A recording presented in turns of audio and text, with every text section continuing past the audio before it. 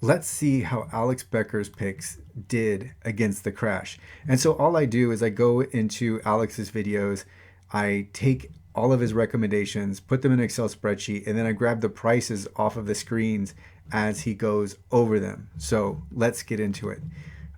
Before we talk prices, let's talk context, because it's unfair just to put these prices down with he says a lot in these videos and you have to listen to him because it's not just raw picks.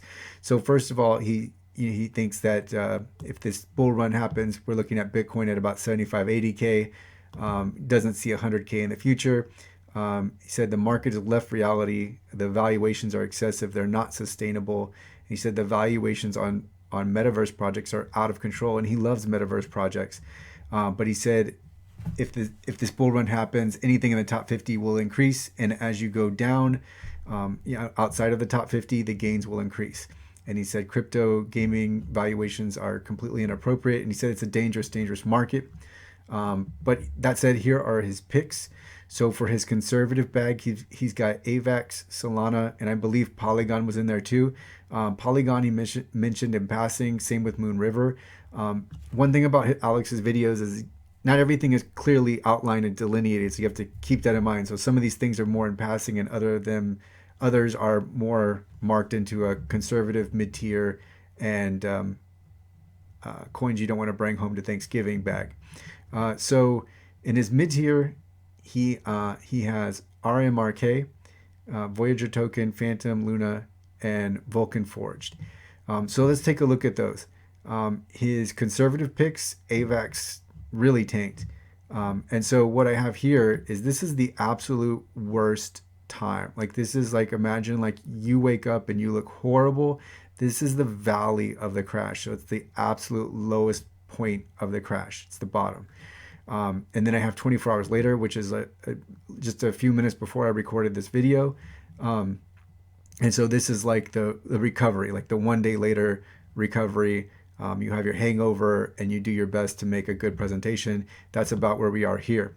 So Avax is still down 25%, nearly 26%. Solana's down 6%. And then Polygon is actually up. I actually bought Polygon during the, right after the valley.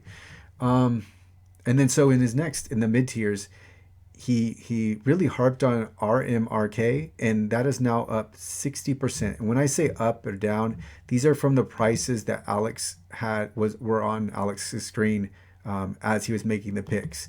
So I don't have Moonriver's because he just didn't have it up on the screen. But RMRK is way up since that video. So if you had bought RMRK, you'd still be in good shape even during the crash. Like it was still up 26% at the worst moment of the crash. Voyager Token is up 2% after the crash. Fantom is down 21%. It took a really big hit on that valley. But the other one he harped on is Luna, and it's up 28% just before this video. It did take a dip during the crash, but still up 28%. And what's interesting is with RMRK and Luna, he really made a point to harp on these. So, one big note is when Alex goes on and on about something, pay close attention to it. At least just anecdotally in this video, it's interesting to me that these are the two that have held up and have maintained strong gains are the ones that he talked about. And then Vulcan Forged is down significantly. It took a large hit. It was down 39% on the crash, still down 22.8% before this video. And then what he ended with, and this is where the real gains are to be had, are the games with active users that are undervalued. So he talked about Gods Unchained, Mines of Dalarnia, Cryowar, and Defina, and these have all just been slaughtered, right? Like they're down. The best is during the crash, Defina was down 17%, but Cryowar is down 43%, and then still all of them are down over 23%, except for Defina's down 16%. So the games with utility that were undervalued actually took the biggest hit, which is somewhat surprising to me because going into this, if you had asked me, I'd say they'd retained value better because they had utility in that they had active users. So that was interesting. But so what I like to do is like when I watch Alex Becker's videos and I create an index and I see how he did X number of days later. Usually it's in an unfair light. I've got a previous Alex Becker index. I'll link to that below, and then I'll create some more. Alex Becker, one, is entertaining, and then two, his picks are usually really, really good. So I like to see how he does. So in this, if we took Becker's picks at their absolute worst, we're at 78.8% of his original buy-in. So I in my index, I bought each of his coins for $100. And there was 12 of them, so my original buy-in would have been $1,200, and I was down. Actually, that's not right. Okay, well we can look at that later. No, maybe that is right. It's 22.2% down. Yeah, I think that's right. I don't know what I was thinking. Okay, and then on these next ones, this is Alex 1 day later after the crash. So remember, this is the lowest, worst moment possible. And then right now, before this video, we're back to 94.5% of the original buy-in. So of that $1,200, you're at $1,134.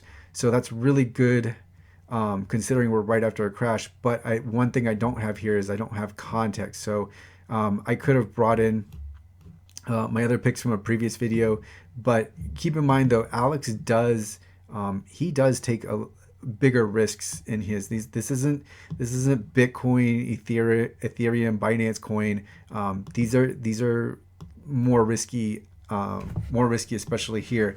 Now these top ones, no, not so much, but the bottom ones, yeah, he's taking bigger risks. So keep that in mind. I mean, this very well could be worse than the another stable of picks, but it's still not too bad just to be down 5.5% given how big of swings Alex takes.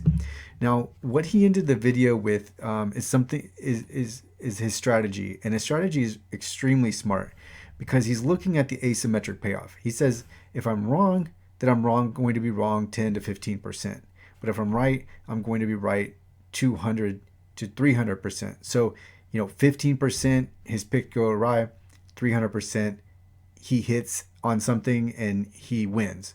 So he's just looking at the expected value, the asymmetries here, and he said there's a 50-50 shot. And then, obviously when you say 50-50, it's like, okay, well, you're not really telling me anything, but he's looking at the percentages. He's looking at the numbers. So really smart strategy by him. But we can see even at its worst during the crash and then the 24 hours after, still not too bad. No huge loss here, down 5%. So anyway, that's my Alex Becker index for this episode.